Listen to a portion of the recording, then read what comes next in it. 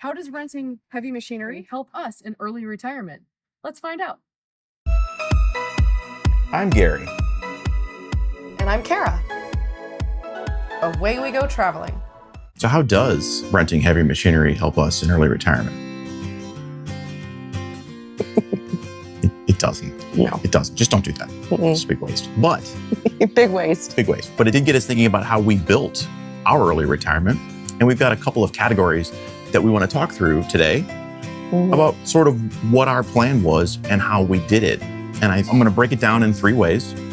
There's going to be the concept of early retirement, the finances of early retirement, and then the physical downsizing minimalism of early retirement and full-time travel. So we'll start off with the early retirement and how we even got that concept. Some of the biggest contributing factors to us thinking about early retirement and its possibility in our lives are several books. The first one I think we both read is called The 4-Hour Workweek. All right, Tim Ferriss, you turned me on to that.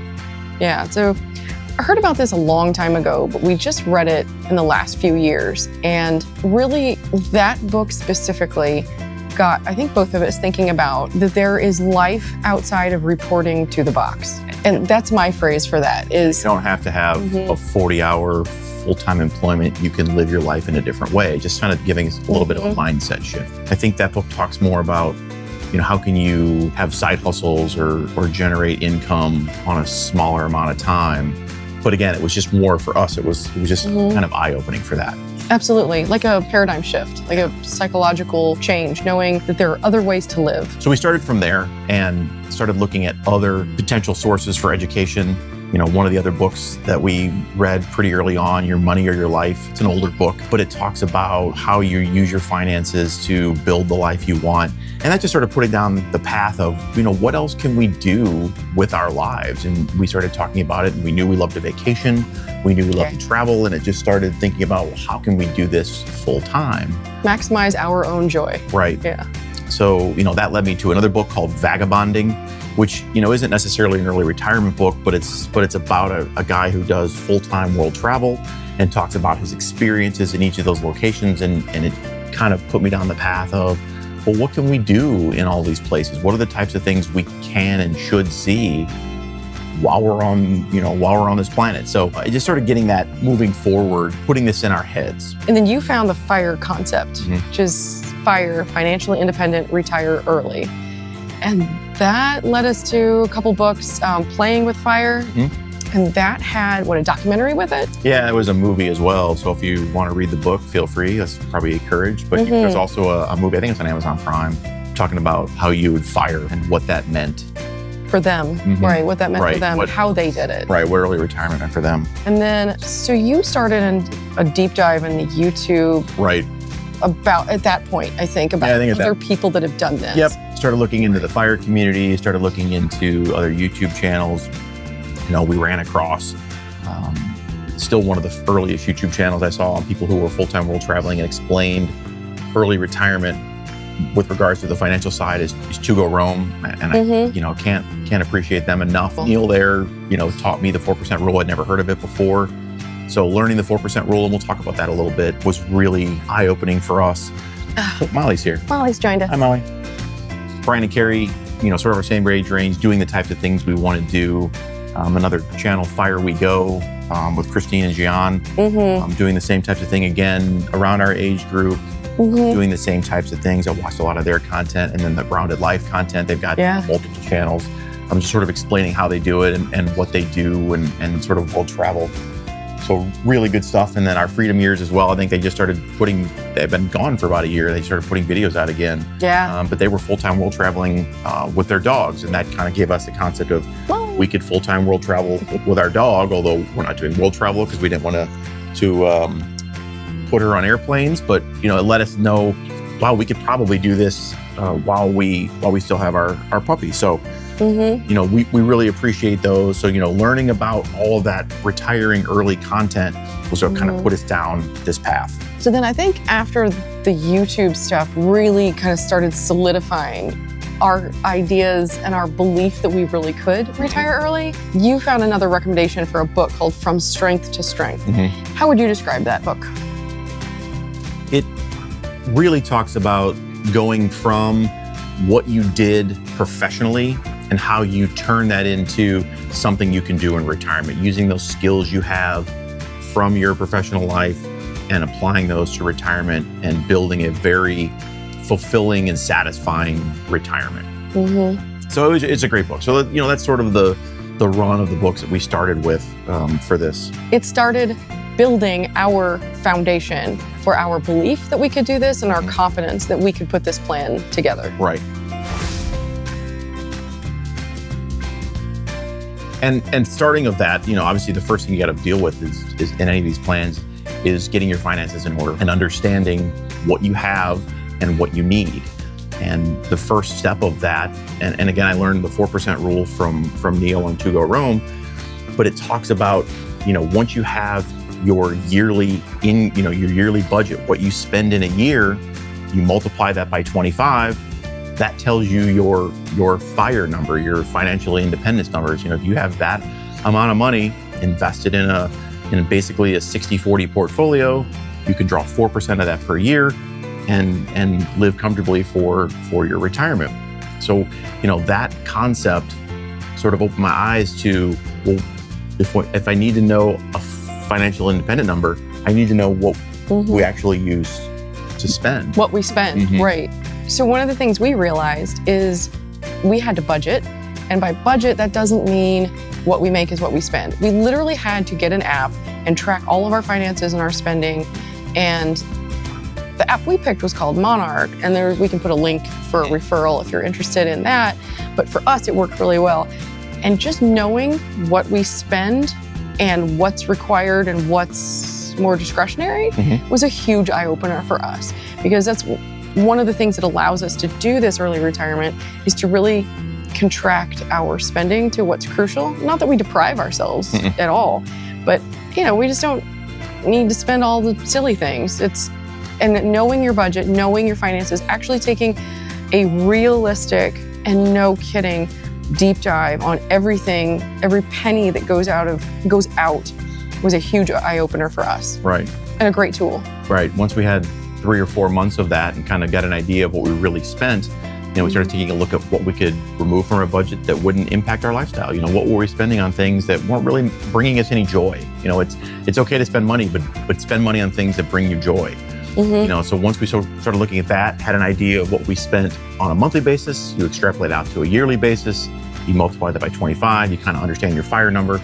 That led us down a path of, okay, well, now we know what our goal is. And then from that point, we started looking at the concept of geo-arbitrage, where you are making money in a country that has a strong currency, and then you're spending it in countries that have maybe a weaker currency. And obviously we're not doing that yet. We're still traveling CONUS, but full-time world travel implies you're spending, US or maybe a lot of times Canadian dollars, and you're spending it in Southeast Asia or in some of the countries in Europe that maybe have a deflated currency, and your money goes a lot farther. It just makes it a little easier to do this.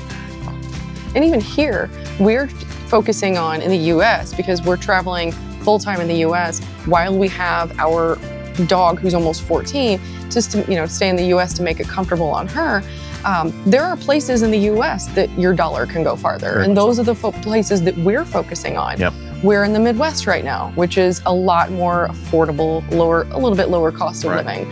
We've looked at places. We wanted to go to different cities we've always wanted to go to, and it didn't really check out with our budget. Right. So yeah, you can do this in the US. That's what we're doing. You can, and you can always, offset high cost of living place with a low cost of living place. You can live in a low cost of living city, and then, then maybe go do that month in Seattle or New York or San Francisco or whatever. Just kind of Savannah. Yeah. So a couple of books that we would recommend for this, just if you want to start looking at these things from early retirement finances and how you can sort of develop your portfolio. The first one, and it's huge in the FIRE community, is A Simple Path to Wealth by J.L. Collins. In fact, I believe he just put out a second edition of this like a week or two ago. Really? With updated numbers for the latest things. So highly recommend picking that book up. It's so eye-opening. I've read it a number of times because I learn new things each time. And then as sort of the second step to that is Quit Like a Millionaire. Yes. She read Simple Path to Wealth and then started implementing those concepts. So it talks about how, real life examples of how you put Simple Path to Wealth in play. So those two books are really, really great if you're trying to figure out how to retire early, or maybe even just structure, even if you're not retiring early, just structuring your retirement, how to set your portfolio up for long-term success. And she also covers a lot of, I believe she phrased it as removing yourself from the treadmill of the hedonic treadmill of endless consumerism. Yep. She really goes into, and not extensively, but briefly and enough and very poignantly, how to remove yourself from the emotion of consumer goods and purchasing. Yep. Yeah, it was really great. And then two other books we'll just mention real quick. I'm not going to talk about them too much, but The Psychology of Money, Morgan Housel, and Die with Zero are also two great books regarding what you should do with your finances, how new ways of looking at money. So those are all going to lead you down sort of this standardized portfolio, like a 60-40 equities and fixed income bond type portfolio, 70-30. There's other ways to do it, but those are the, as JL Collins says, the simple path to wealth. So, recommend looking into those. If you don't know where to start, start there. Take a look at that look up the 4% rule, understand how that works and what that really means. It's not really a rule. It's more of a guideline, but it's a good way to give you some concrete numbers with regards to your financial independence number. To building your retirement. Building it. Just build it right up.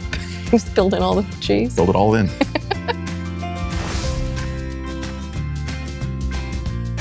What should we talk about next?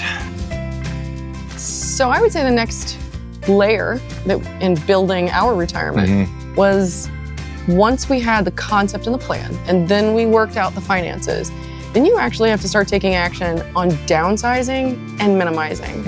There was a lot of mental energy in the other two. This is physical energy. So downsizing, minimizing our lives so that we could have a life on the road and travel, because we are traveling with just an SUV and just the things that'll fit inside. So one of the big ones that I really liked was Goodbye Things. That is, and it's a little bit of an extreme view of it. It's a man who says he lives in an apartment where he could move out in 30 minutes and he sold everything, but his concepts are so solid and really incredible. Again, kind of doubling down on the intro that I learned from Quit Like a Millionaire. The Goodbye Things really talked about why we have an emotional attachment to things, why we are trained as consumers, and just how to break free of that so you can have joy outside of collecting things. Yeah, it was really good. And then I'd say the other one then is was called The Gentle Art of Swedish Death Cleaning. And don't let the title fool you, it's not dark. It's an older woman who expresses the fact, and I think what a lot of people have struggled with, of, the truth is, we're all not going to be here forever. And if you have a house full of things, that's somebody else's problem then to clean it up. And she didn't want to leave that duty, or that burden really, to her kids. Yep. She didn't want the last memory that her children had of her to be of a burden. Yeah, and I think the Swedish death cleaning has had a little bit of a moment in social media and on YouTube.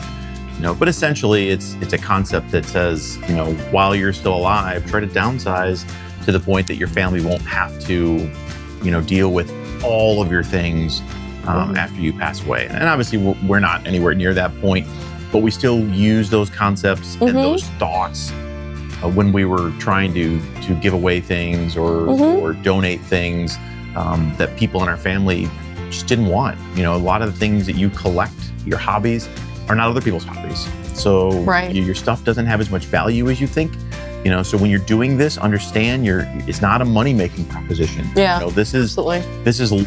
lightening your burden for moving forward in your life and being more agile and being able to either travel full-time or have a retirement maybe in a smaller place, having less responsibilities with regards to the amount of things you have to clean or keep track of. So it's not all about the financial side of it. Downsizing and minimalizing has a lot of mental pluses as well. Absolutely. And the positive things of that book taught and what we learned is if you give away things now, people get joy out of them now. And you get to see people enjoy those things now instead of waiting until after you're gone and you never get that benefit. True.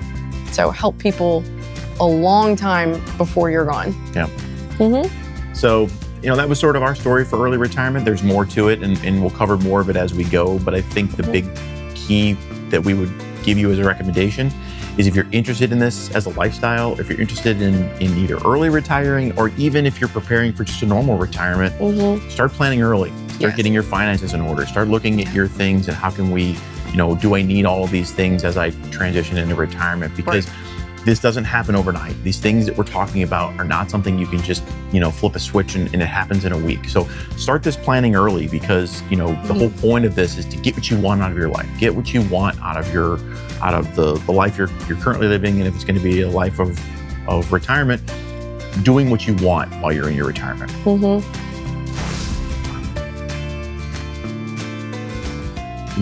I will tell you from a money perspective, and this doesn't matter how much money you have. You can listen to any number of finance things. However much money you have, you never think you have enough. Whether you have 10,000, a million, 100 million, or a billion, if you ask all of those people, do I have enough money to continue living? They'll always say no. You never think you have enough. Do the math. Know what you spend. Right. Know what you need to live on. Build that number. Build your financial independence number. And do this. This lifestyle is amazing. Yeah. Being able to retire early, have all this free time, have all, doing the things you want to do is amazing. And you can do it. There's a formula for this. So would highly recommend, no matter what you're looking at in your retirement, you're always going to have those thoughts in the back of your head that I don't have enough money. You probably do. Well, do the work. The construction, the building. Yep. Do that work. Find out, like you said, find out what you spend. Then you'll know what you need to spend. Yeah. So if any of you are working on early retirement, have things that you would recommend to others, things that we've missed, things that you would say, hey, this is what really helped me early retire, whether it's financing or downsizing or just sort of the concept, maybe in the fire community, let us know in the comments. We would love to hear it. We'll see you next time. Bye. Bye. Oh, Molly's here. Molly's joined us. Hi, Molly.